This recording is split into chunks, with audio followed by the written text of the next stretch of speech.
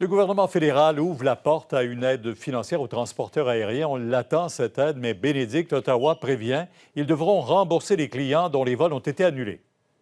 Oui, c'est le ministre des Transports, Marc Garneau, qui en a fait l'annonce hier. Pierre, il a expliqué notamment qu'il y avait des discussions qui allaient s'entamer cette semaine entre le gouvernement et les transporteurs aériens. Mais il a été bien clair, il va y avoir deux conditions pour avoir accès à cette aide, notamment le remboursement de ces billets d'avion pour les clients qui n'ont jamais pu profiter de leurs billets d'avion. Plusieurs avaient reçu un crédit, ça avait fait beaucoup réagir, ça continue de le faire. Énormément de plaintes du côté de l'Office des transports du Canada. Et la deuxième condition, c'est le maintien des liaisons régionales.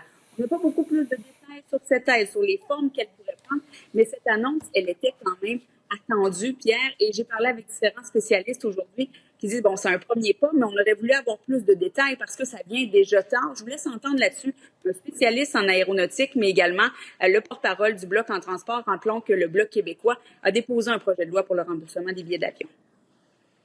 On commence petit à petit, de façon très timide, parler de cette aide-là. On ne sait pas à quoi ça ressemble. Est-ce que ça va être une aide générique pour l'ensemble? Est-ce que ça va être cas par cas, dépendamment des conditions de chaque entreprise? On a l'impression que le ministre des Transports, c'est le ministre de l'immobilisme. Là. Ça fait 8 mois que le secteur aérien est en crise. Aucune aide pour le secteur aérien. Ça fait 8 mois que les gens ne se font pas rembourser leurs billets. Là, on commence à avoir des paroles comme quoi qu'ils devraient avoir un remboursement, mais on est clairement loin de la coupe aux lèvres.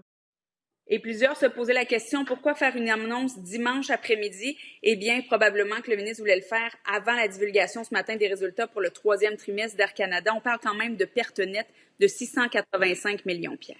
Merci.